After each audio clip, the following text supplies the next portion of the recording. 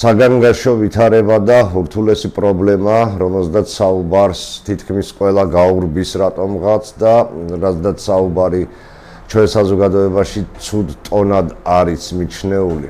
მე ვიტყოდი, რომ ეს პრობლემა არის უამრავი უბედურების სათავე, რომელზეც ალბათ სპეციალისტების გარდა არავინ არ საუბრობს და ისინი თუ საუბრობენ, შედეგი გვაქვს ძალიან საგანგაშო და სავალალო. ჩვენ ცხოვრობთ იმ საზოგადოებაში, სადაც ბავშვებთან ურთიერთობას არავინ სწავლობს და დედობისა და მამობისთვის თითქმის არავინ ემზადება. ბოლო კვლევების მიხედვით საკმაოდ საგანგაშო ვითარება ვნახეთ. აღმოჩნდა, რომ საქართველოში ბოლო 2 წელიწადში შექმნილი ოჯახების მდგომარეობით ანუ გამოკითხვით დედობისა და მამობისთვის ემზადება გააზრებულად მხოლოდ 1%. 95% მიიჩნევს, რომ ბავშვის მატერიალური უზრუნველყოფა არის მხოლოდ და მხოლოდ დედისა და მამის ფუნქცია და შემდგომ დროთა განმავლობაში ისინი გაიზრდებიან სხვადასხვა გარემოში, ოჯახშიც, ბაღში, სკოლაში და ასე შემდეგ. მათი შვილებთან ურთიერთობის შესახებ ამ ადამიანებს წარმოდგენა არ აქვთ. ახლა კონკრეტულ სტატისტიკაზე გადავალ. კვლევაში მონაწილეთა 94% აცხადებს, რომ მათ შვილების გაზრდაში ეხმარებიან ან დაეხმარებიან საკუთარი მშობლები. 3% ამბობს, რომ ბავშვების გაზრდას ძიძების დახმარებით შეძლებენ, ხოლო 3% ასევე ამბობს, რომ ისინი დამოუკიდებლად გაზრდიან საკუთარ შვილებს. კვლევაში მონაწილე ბოლო 2 წლის განმავლობაში შექმნილი ოჯახების წევრების, რომელთა ასაკი არის 19-26 წელი, ინდივიდუალური გამოკითხვის მიხედვით 83%-ს გადატანილი აქვს სხვადასხვა სახის ტრავმა. ფსიქოლოგ ლის ბურბოს კვალიფიკაციით, მათ შორის უპირატესობის მინიჭებით ერთი ტრავმისთვის გვაქვს ასეთი სურათი: ძალადობა, სექსუალური ძალადობა 29%, ფიზიკური 54%, მორალური 20%. სულ ძალადობის მაჩვენებელი არის 24%. ღალატი გადაიტანა 14%-მა, უსამართლობა 30%-მა, მიტოვება 11%-მა და დამცირება 23%-მა.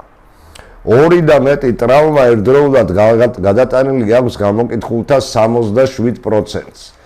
ჩამოთვლილ ტრავმათაგან 63 მათ მიადგათ საკუთარ ოჯახებში. ვიმეორებ, საკუთარ ოჯახებში.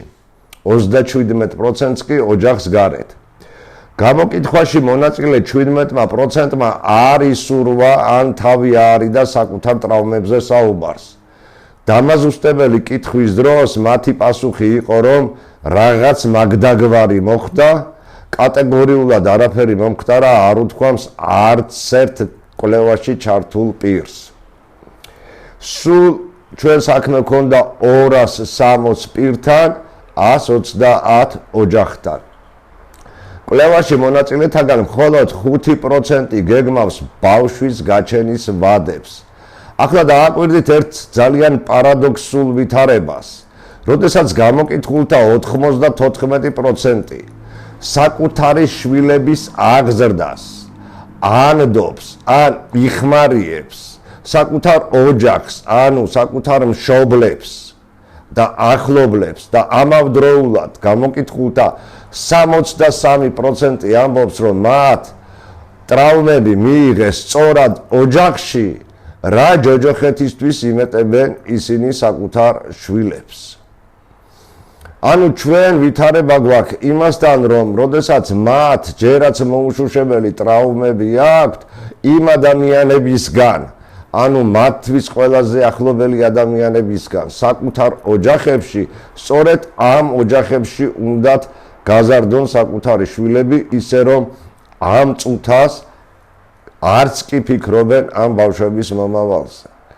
სწორედ ეს არის ბევრი უბედურების სათავე, სწორედ აქ არის ბევრი უბედურება ჩაბუდებული, როდესაც ჩვენ დღეს გვაქვს ვითარება ამ ქვეყანაში უამრავი ადამიანი ცხოვრობს ტრავმებით და ფაქტობრივად როგორც აღმოჩნდა ერთი ადამიანიც კი არ არსებობს ისეთი რომელსაც ჩამოთვლილი 5 ტრავმიდან ერთი მაინც არ გადაუტანია ან სამართლობა ან ღალატი ან ძალადობა და ასე შემდეგ.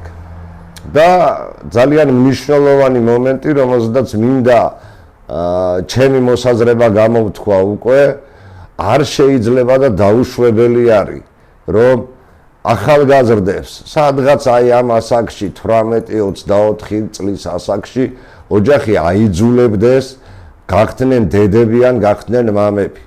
როდესაც ისინი ამისთვის არ არიან არანაირად მზად, არ არიან მზად იმისთვის რომ საკუთარი შვილები გაზარდონ მათი ცხოვრებისეული გამოცდილებიდან გამომდინარე და ვიმეორებ როგორც ჩანს ისინი ამ ბავშვებსაც იმ ტრავმებისთვის იმეტებენ რომელიც თავად გადაიტანეს. ჩვენ გვაქვს კიდევ უფრო პარადოქსული მომენტი იმასთან დაკავშირებით რომ ზოგიერთ ოჯახებში ტრავმებ გადატანილი ადამიანები საკუთარ შვილებზე მერე ზუსტად ამ ტრავმებისგან გამომდინარე როგორ ძალადობენ და